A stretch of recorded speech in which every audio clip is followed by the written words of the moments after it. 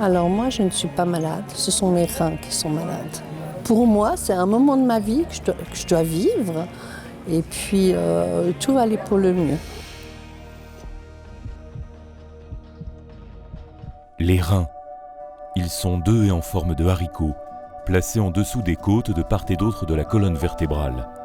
Le rein n'est pas seulement le filtre de notre corps, il est aussi impliqué dans de nombreux équilibres. Sa fonction est essentielle.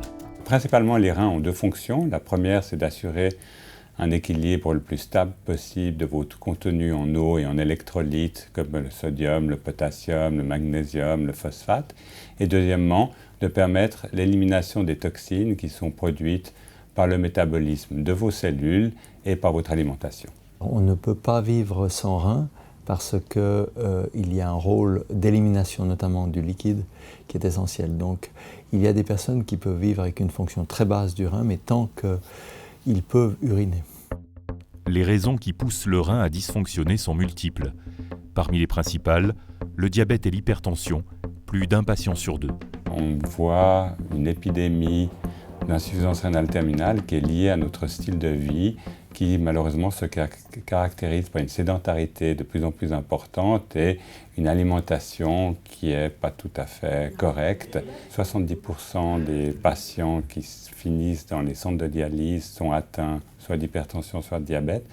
Et le tiers restant est composé de patients qui ont des maladies soit congénitales, soit de maladies immunologiques où leur système a attaqué les reins. Quand vous avez une maladie cardiaque, vous montez des escaliers, vous êtes plus essoufflé. Quand vous avez une maladie rénale, vous urinez pas moins. Les seules fois où vous urinez moins, c'est si vous avez un problème de prostate. Mais vous urinez pas moins. Et donc, c'est totalement silencieux. Une maladie silencieuse.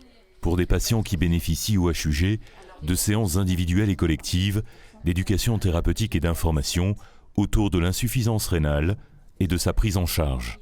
Les patients n'ont pas toujours conscience de la gravité de leur maladie rénale parce qu'en fait, comme on l'a dit, c'est un mal silencieux, la maladie rénale, c'est-à-dire que les symptômes sont souvent peu évocateurs d'une maladie des reins. Tous les symptômes de l'insuffisance rénale, je les avais sans savoir que c'était l'insuffisance rénale. Pour moi, l'insuffisance rénale, c'était la fatigue.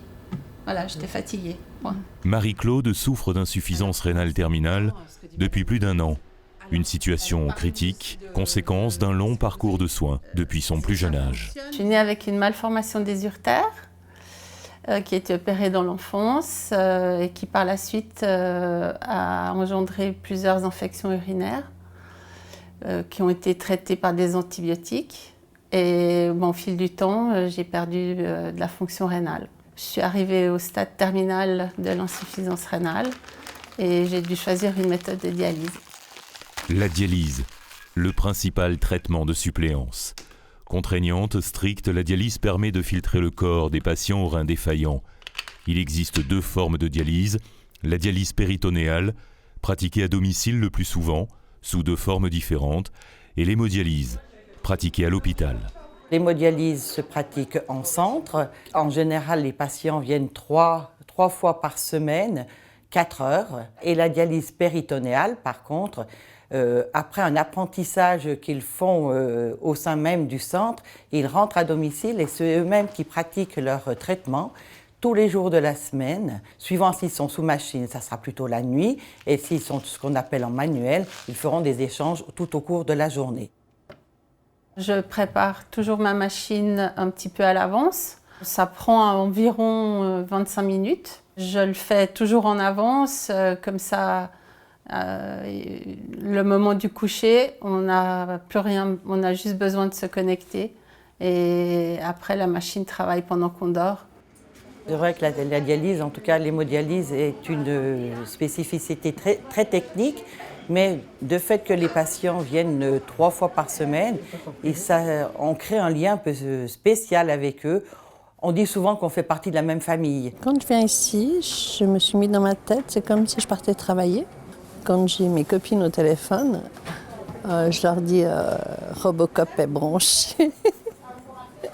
Non, elle ne me fait rien cette machine, elle me soigne.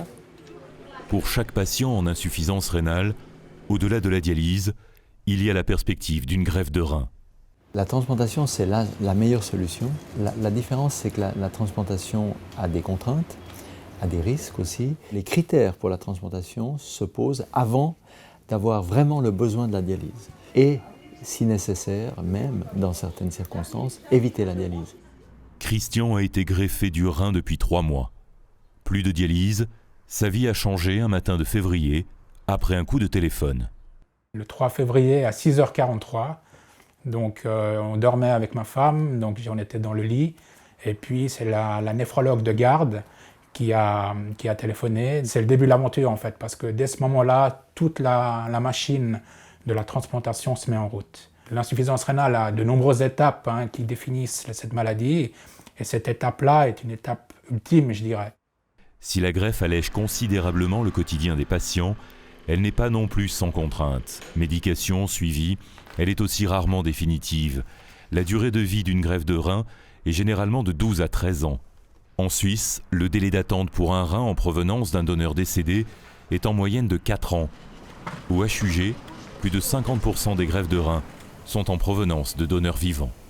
Lorsqu'un patient se présente à nous avec un potentiel donneur vivant, il peut exister un risque entre 20 et 40% qu'il soit incompatible. Pour éviter d'avoir à récuser ce donneur vivant, qui est par ailleurs sain, nous proposons une greffe croisée. La greffe croisée, 2 donneurs, 2 receveurs, une aventure médicale et humaine, hors du commun. Tout don de rein est un acte d'amour, mais là d'autant plus, puisque la personne ne va pas l'aider de manière directe, mais de manière indirecte, en offrant son rein à une autre personne. Toutes les parties en général sont très satisfaites d'avoir pu aider de la sorte, finalement, plus qu'une personne. Ça reste un grand moment d'émotion presque quand on voit un greffon se revasculariser.